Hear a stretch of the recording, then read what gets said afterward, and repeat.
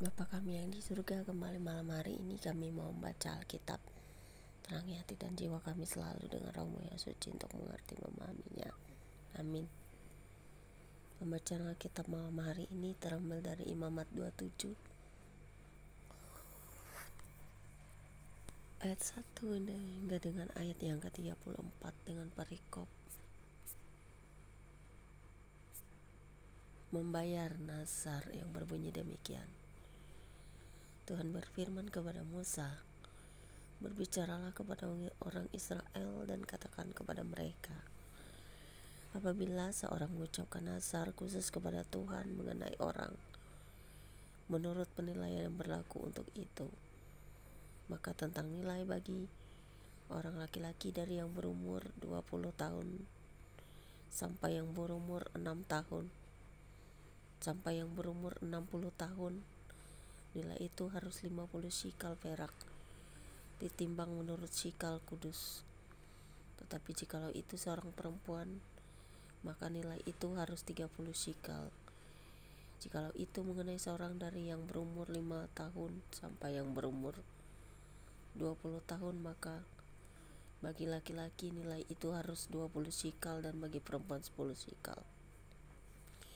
Jikalau itu mengenai seorang dari yang berumur 1 bulan sampai yang berumur 5 tahun, maka bagi laki-laki nilai itu harus 5 shikal perak dan bagi perempuan 3 shikal perak. Jikalau itu mengenai seorang yang berumur 60 tahun atau lebih. Jikalau itu mengenai laki-laki, maka nilai itu harus 15 shikal dan bagi perempuan 10 shikal. Tetapi jika orang itu terlalu miskin untuk membayar nilai itu, maka haruslah dihadapkannya orang yang dinazarkannya itu kepada imam, dan imam harus menilainya sesuai dengan kemampuan orang yang bernazar itu. Imam harus menentukan nilainya. Jikalau itu termasuk hewan yang boleh dipersembahkan sebagai persembahan kepada Tuhan, maka apapun daripada hewan itu yang dipersembahkan orang itu kepada Tuhan haruslah kudus. Janganlah ia menggantinya dan janganlah ia menukarnya yang baik dengan yang buruk atau yang buruk dengan yang baik. Tetapi jikalau ia menukar juga seekor hewan dengan seekor hewan lain, maka baik hewan itu maupun tukarnya haruslah kudus. Jikalau itu barang seekor dari antara hewan haram yang tidak boleh dipersembahkan sebagai persembahan kepada Tuhan, maka hewan itu harus dihadapkannya kepada imam, dan imam harus menetapkan nilainya menurut baik atau buruknya. Dan seperti penilaian imam demikianlah jadinya. Dan jikalau orang itu mau menebusnya juga, ia harus menambahkan 1/5 kepada nilai itu. Apabila seorang menguduskan rumahnya sebagai persembahan kudus bagi Tuhan, maka imam harus menetapkan nilainya menurut baik atau buruknya. Dan seperti nilai yang ditetapkan imam, demikianlah harus dipegang teguh. Tetapi jikalau orang yang menguduskan itu mau menebus rumahnya, maka ia harus menambah harganya dengan 1/5 dari uang nilainya, dan rumah itu menjadi kepunyaannya pula. Jikalau seseorang menguduskan sebagian dari ladang miliknya bagi Tuhan, maka nilainya haruslah sesuai dengan taburannya, yakni sehomer taburan benih jelai berharga 50 shikal perak. Jikalau ia menguduskan ladangnya mulai dari tahun Yobel, maka nilainya haruslah dipegang teguh.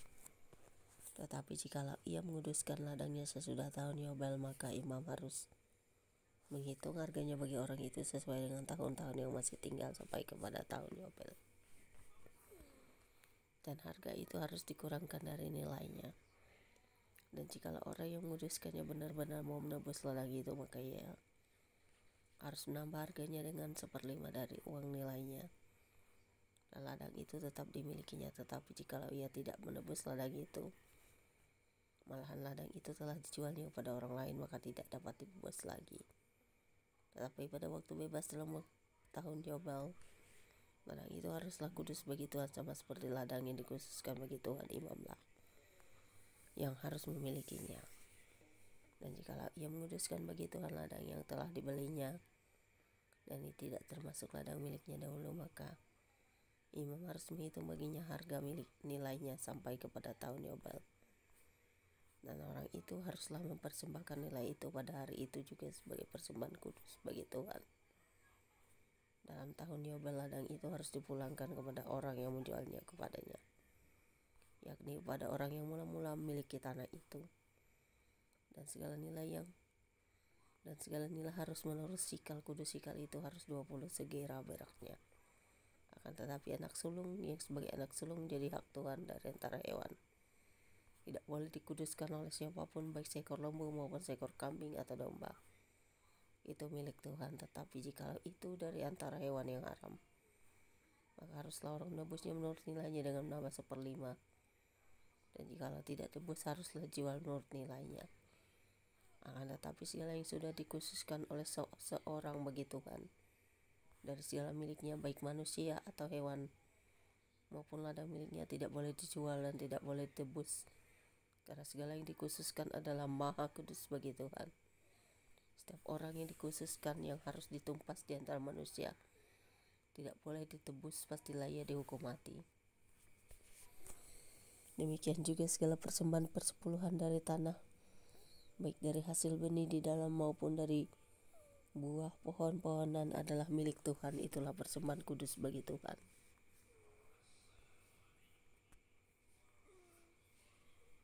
Tetapi jika seseorang mau menebus juga sebagian dari persembahan persepuluhannya itu, maka ia harus menambah 1/5.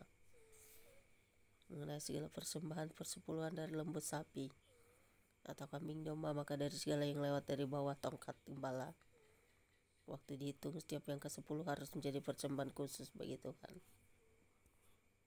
Janganlah dipilih-pilih mana yang baik dan mana yang buruk, dan janganlah ditukar. Jika orang menukarnya juga, maka baik hewan itu maupun tukarnya haruslah kudus dan tidak boleh ditebus.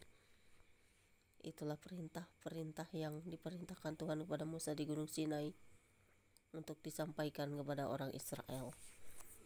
Demikianlah pembacaan Alkitab kita malam hari ini. Terpujilah Engkau Bapa di surga, biar apa yang kami dengar dan baca bisa kami pahami dan renungkan. Amin. Selamat malam, Tuhan Yesus memberkati. God bless you all. See you, bye bye.